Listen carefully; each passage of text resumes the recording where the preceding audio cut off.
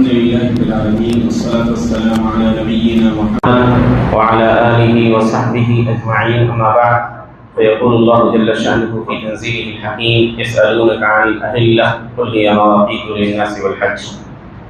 سامعین، مسائل رمضان سے متعلق جیسے کہ کہا گیا تھا کہ اس باتیں آئیں گی، اور پچھلے 2 درسوں میں روزے کے فوائد جسمانی، نفسیاتی، صحت کے اعتبار سے کیا تھے، پچھلے 2 درسوں میں آپ کے سامنے بیان کیے گئے.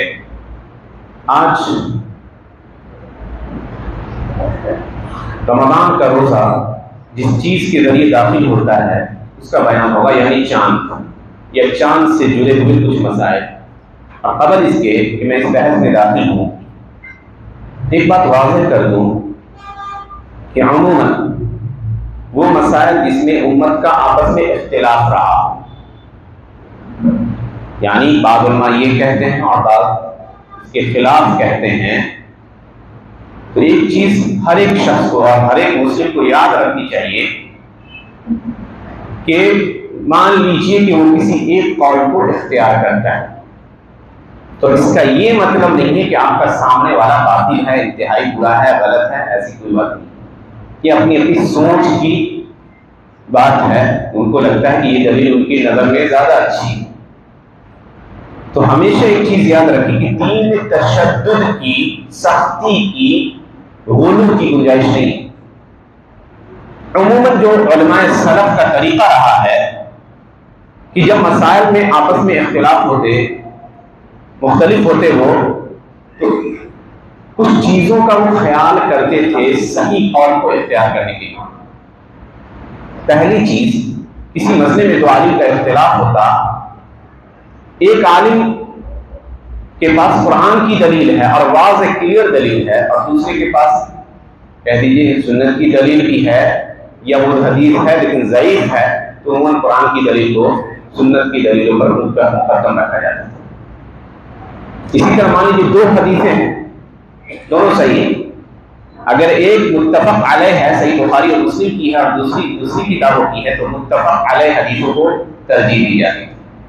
اسی طرح کسی قول میں کوئی حدیث ہے اور جو عالم اس قول کو اختیار کر رہے ہیں، اس قول کو اختیار کرنے میں عام لوگوں کے لیے آسانی ہے، تو اس قول کو لوگ اختیار کرتے ہیں.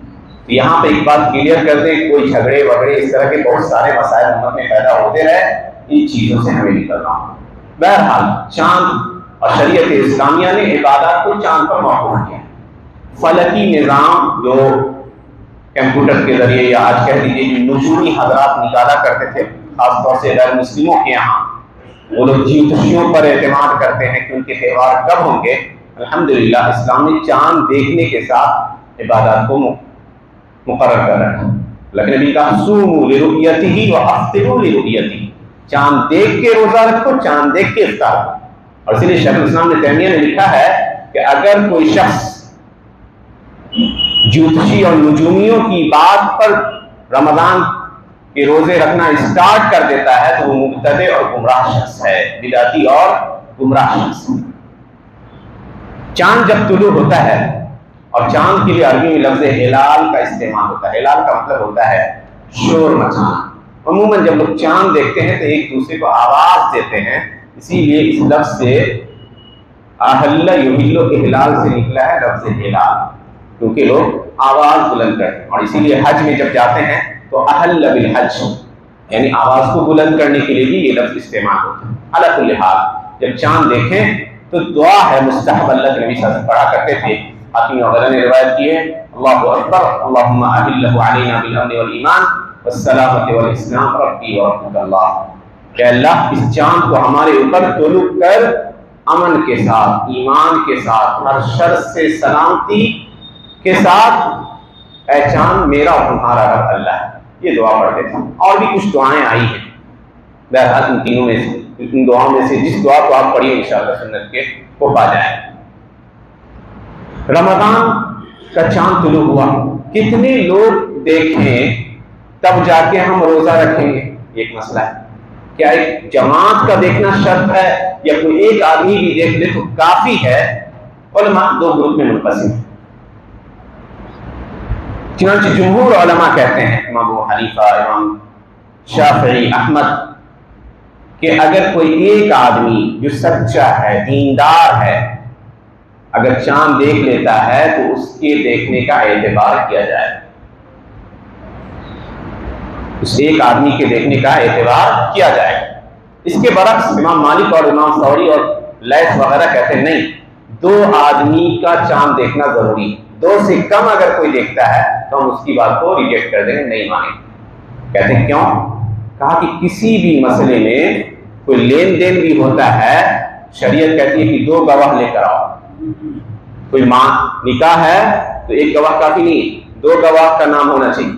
تو کہا کہ جب نکاح میں، لین دین میں، خرید و فروخت میں دو گواہ کی ضرورت ہوتی ہے تو چاند دیکھنے میں بھی دو گواہ ہونے چاہیے۔ اب آئیے حدیثوں کی طرف، یہ دو اقوال تھے علماء کے۔ حدیثوں میں دیکھتے ہیں تو حضرت عبداللہ بن عمر بن خطاب رضی اللہ عنہ کہتے ہیں، رضی اللہ عنہما، ابو داؤد کی صحیح روایت ہے، کہا ترى الناس الهلال، لوگوں نے چاند دیکھنے کے لیے کوششیں کی تو میں نے چاند دیکھا، صرف میں نے، اور لوگوں کو نہیں دکھا چاند۔ فاخبرت رسول اللہ صلی اللہ علیہ وسلم، میں نے اللہ کے نبی کو خبر دی تو اللہ کے نبی نے روزہ رکھا اور لوگوں کو روزہ رکھنے کا حکم دیا۔ گویا ایک صحابی کی بات کو آپ نے تسلیم کر لی۔ جو لوگ کہتے ہیں کہ نہیں، گواہ کا جس طرح معاملات میں دو گواہ کی ضرورت ہوتی ہے، اسی طرح چاند دیکھنے میں بھی دو گواہ ہونے چاہیے، ان کی بات کو علماء نے رد کیا کئی طریقے سے۔ کہا کہ کوئی ایک حدیث آتی ہے اللہ کے نبی سے جس کا نیریٹر، روایت کرنے والا صرف ایک آدمی ہے، اور اس کی سند اگر صحیح ہوتی ہے تو روایت قابل حجت ہوتی ہے۔ مثال کے طور پہ حدیث مشہور ہے، نبی صلی اللہ علیہ وسلم نے فرمایا انما الاعمال بالنیات، عمل کا دار و مدار نیتوں پر ہے، مشہور حدیث ہے۔ اس حدیث کو امام بخاری نے حضرت عمر بن خطاب سے نقل کیا، اور آپ دیکھیں گے اس کا جو چین ہے آف نیریشن، دیکھیے گا حضرت عمر سے علقمہ بن ابی وقاص نے، ان سے ابراہیم التیمی نے، ان سے سفیان ابن عیینہ نے، یحییٰ بن سعید الانصاری نے، پھر ان سے سفیان ابن عیینہ نے، پھر ان سے عبداللہ بن زبیر الحمیدی نے، پھر ان سے امام بخاری نے۔ تو گویا یہ پورا چین، جس کو ہم لوگ حدیث کی اصطلاح میں غریب حدیث کہتے ہیں یا حدیث الفرد کہتے ہیں، تو ایک صحابی اگر اللہ کی نبی سے ایک حدیث کوٹ کرے تو علماء کہتے ہیں کہ سند اگر اس کی صحیح ہو، سارے لوگ اچھے ہوں، ثقات ہوں، وہ حدیث قابل قبول ہوتی ہے۔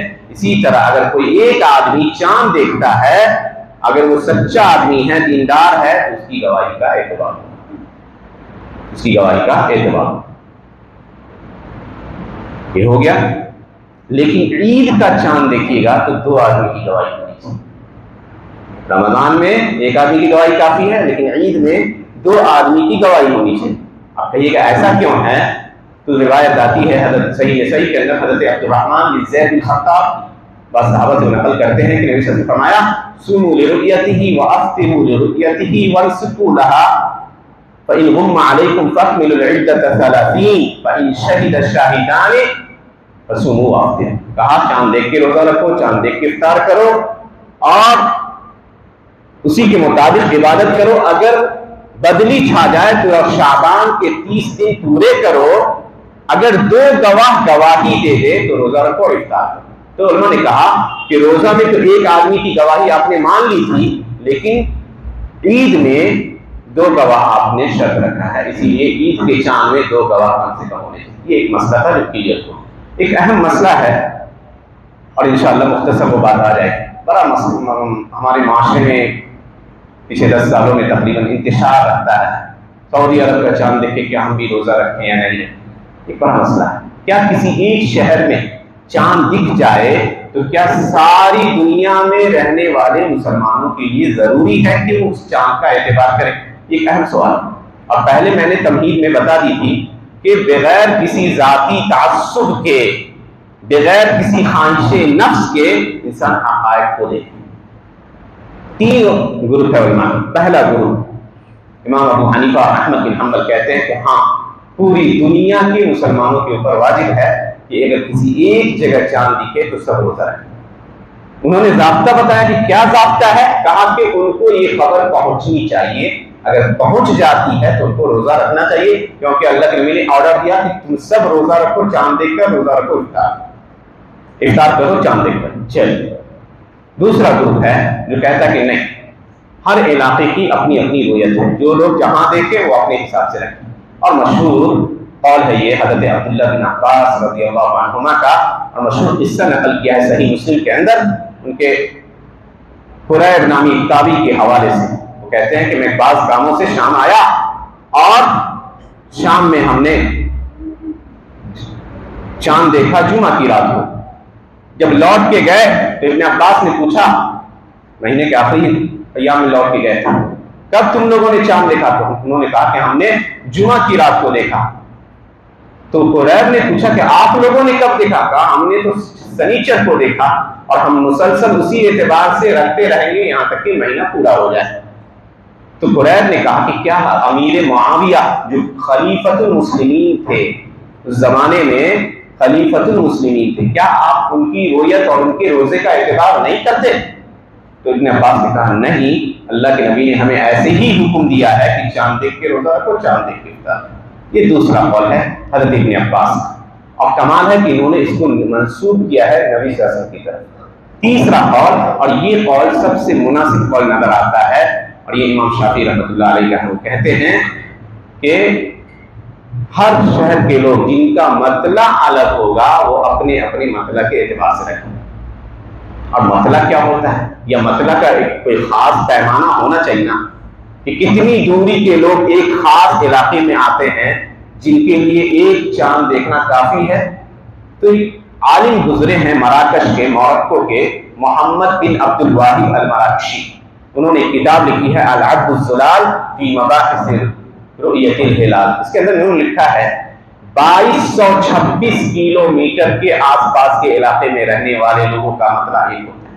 تو گویا جہاں چاند دکھا جا رہا ہے اس میں آپ دیکھ لیجیے کہ اس مسافت میں یا اس دوری کے اندر جتنے لوگ آ رہے ہیں ان سب کا مطلع ایک ہوگا۔ شیخ الاسلام ابن تیمیہ کہتے ہیں کہ یہ سب سے مناسب قول ہے اور جمع اور تطبیق ہو جاتی ہے دلیلوں میں۔ بعض علماء نے ایک اہم بات لکھی ہے کہ یہ مطلع کی بحث یا رویت وحدت کی بحث اللہ کے نبی صلی اللہ علیہ وسلم اور صحابہ کے زمانے میں نہیں ہوئی، یہاں تک کہ 40 ہجری کے بعد وہی عبداللہ بن عباس رضی اللہ عنہما کا ایک قصہ نظر آتا ہے۔ نہیں تو نبی صلی اللہ علیہ وسلم کے زمانے میں مکہ والے اپنے حساب سے جو لوگ جہاں دیکھ رہے ہیں اس میں کسی بحث میں پڑے بغیر نہ کبھی اللہ کے نبی نے کسی کو بھیجا کہ جا کے خبر کرو، جو جیسے چاند دیکھا انہوں نے اس کا اعتبار کیا۔ تو اسی لیے اس طرح کے مسائل کو جھگڑے کی وجہ بنانے کے بجائے ایسے قول کو اختیار کیجیے جس میں اتحاد ہو سکے، جہاں آپ رہ رہے ہیں وہاں لوگوں کا کلمہ ایک ہو، متفق ہو، متحد ہو کے، اور یہی مطلب ہے نبی صلی اللہ علیہ وسلم کی حدیث کا کہ الصوم یوم تصومون، روزہ اصل میں وہی ہے جب تم جماعت کی شکل میں رکھو، اور افطار وہی ہے جب تم جماعت کی شکل میں کرو، اور اضحیٰ عید اضحیٰ وہی ہے جس میں تم ایک جماعت کی شکل میں کرو۔ تو شذوذ نہیں اختیار کیجیے، جماعت سے نہیں ہٹیے، قوم کے ساتھ رہیے تاکہ وحدت اور اتفاق کا نمونہ بن سکے۔